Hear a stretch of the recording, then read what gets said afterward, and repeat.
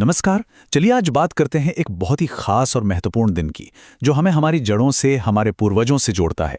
जी हाँ, हम बात कर रहे हैं चैत्र अमावस्या की। ये वो दिन है जो हमें अपने पितरों का सम्मान करने और उनके आशीर्वाद से जीवन में शांति पाने का एक सुनहरा मौका देता है। ये सवाल मन में आता है ना कि भाई कैसे सिर्फ एक दिन की पूजा पाठ, एक दिन का अनुष्ठान हमारी गुजरी हुई पीढ़ियों तक शांति पहुंचा सकता है और हमारे आज के जीवन में समृद्धि ला सकता है। तो चलिए आज इसी सवाल की गहराई में उतरते हैं और इस पूरी परंपरा को समझते हैं। तो शुरुआत करते हैं बिल्कुल बेसिक से।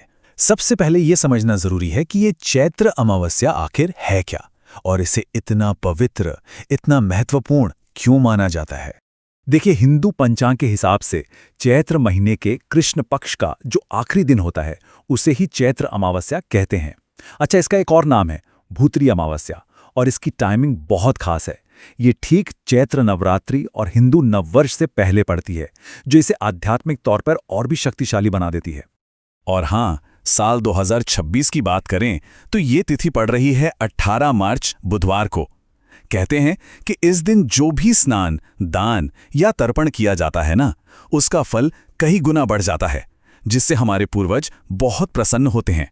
अब बात करते हैं उस मुख्य वजह की जिसके लिए ये दिन इतना ज्यादा महत्वपूर्ण माना जाता है, और वो वजह जुड़ी है एक समस्या से जिसे कहते हैं पितृदोष। तो सवाल उठता है कि ये पितृदोष आखिर है क्या भला? ये शब्द तो कई बार सुना होगा, पर इसका असल मतलब क्या है और ये हमारी जिंदगी पर असर कैसे डालता है? चलिए समझते हैं।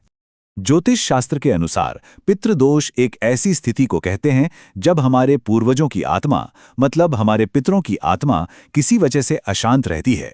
माना जाता है कि अगर उनका श्राद्ध या तर्पण जैसे कर्मकांड ठीक से न हुए हों तो ये दोष कुंडली में बन सकता है।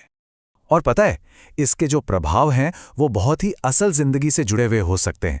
जैसे कि घर में पैसों की तंगी बनी रहती है, मेहनत के बाद भी बरकत नहीं होती, या फिर संतान सुख मिलने में रुकावटें आती हैं। कई बार घर में कोई ना कोई सदस्य लगातार बीमार रहता है, या फिर बिना किसी बड़ी वजह के परिवार में झगड़े और कलेश का माहौल बना रहता है। लेकिन घबराने की बात नहीं है। अच्छी बात यह है कि हमारे शास्त्रों में ही इसका समाधान भी बताया गया है, और सबसे बढ़िया बात यह है कि ये उपाय बहुत सरल हैं, जिन्हें कोई भी चैत्र अमावस्या के दिन अपने घर पर ही कर सकता है। तो आइए देखते हैं कि ये उपाय क्या है। तो कुल मिलाकर ये 5 बहुत ही आसान से उपाय हैं। पहला है पीपल के पेड़ की पूजा। दूसरा है भगवान शिव को कुछ चीजें अर्पित करना। तीसरा है घर की दक्षिण दिशा में एक दीपक जलाना। चौथा उपाय है दान का, और 5वां है कपूर से घर की शुद्धि करना। चलिए अब एक एक करके इन सबको अच्छे से समझते हैं।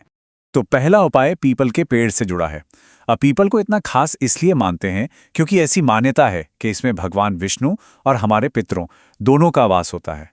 तो करना बस ये है कि अमावस्या के दिन दोपहर के समय पीपल के पेड़ पर जल चढ़ाना है, उसकी 7 बार परिक्रमा करनी है, और फिर शाम को उसी पेड़ के नीचे सरसों के तेल का एक दीपक जलाना है, जिसमें थोड़े से काले तिल डाल दें। कहते हैं ये काले तिल नकारात्मक ऊर्जा को दूर करते हैं, और इस पूरी पूजा से पितरों को शांति मिलती है। अब आते हैं दूसरे उपाय पर, जो सीधे भगवान शिव से जुड़ा है, जिन्हें हम मोक्ष का देवता मानते हैं। इसमें शाम के समय किसी भी शिवलिंग पर कच्चा दूध और काले तिल दोनों को मिलाकर अभिषेक करना है, और अभिषेक करते समय मन ही मन या धीरे धीरे ओम नमः शिवाय मंत्र का जाप करते रहना है। माना जाता है कि ऐसा करने से पितृदोष शांत होता है और सेहत भी अच्छी रहती है। तीसरा उपाय तो और भी ज्यादा सरल है, लेकिन बहुत असरदार माना जाता है।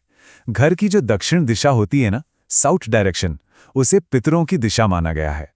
तो बस शाम के समय उस दिशा में सरसों के तेल का एक दिया जलाकर रख देना है। ये एक तरह का प्रतीक है कि हम अपने पितरों का मार्ग रोशन कर रहे हैं, और इससे घर की नकारात्मक ऊर्जा भी दूर होती है।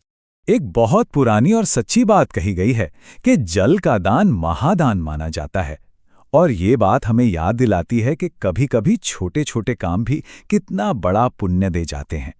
खासकर चैत्र का महीना, जब से गर्मी बढ़नी शुरू होती है, उस समय पानी का दान करना तो और भी ज्यादा महत्वपूर्ण हो जाता है। तो इसी बात से जुड़ा है हमारा चौथा उपाय, यानी कि दान। इस दिन किसी भी जरूरतमंद व्यक्ति या किसी ब्राह्मण को कुछ मौसमी फल, थोड़ा अनाज, गुड़, या फिर सबसे अच्छा पानी से भला हुआ एक बर्तन दान करना चाहिए। ऐसी मान्यता है कि हमारे इस दान से पितरों को तृप्ति मिलती है और बदले में वो हमें सुख समृद्धि का आशीर्वाद देते हैं। और अब आते हैं पांचवें और आखिरी उपाय पर, जो है घर की शुद्धि के लिए।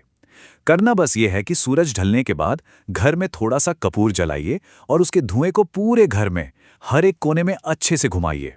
कपूर की जो सुगंध होती है ना, वो घर की सारी नेगेटिव एनर्जी को खत्म करके एक बहुत ही शांत और पॉजिटिव माहौल बनाती है। तो हमने ये पांचों उपाय तो जान लिए, पर सवाल ये है कि इन सब को करने से आखिर होता क्या है? इसका अंतिम नतीजा क्या निकलता है? तो होता यह है कि जब इन सरल से उपायों को पूरी श्रद्धा और विश्वास के साथ किया जाता है तो हमारे पितर प्रसन्न होते हैं, उनकी आत्मा को शांति मिलती है, और जब वो शांत और तृप्त होते हैं तो अपने परिवार को, अपने वंशजों को भरपूर आशीर्वाद देते हैं। इससे जिंदगी में आ रही सारी रुकावटें धीरे धीरे दूर होने लगती हैं और घर में सुख, शांति और खुशहाली आती है।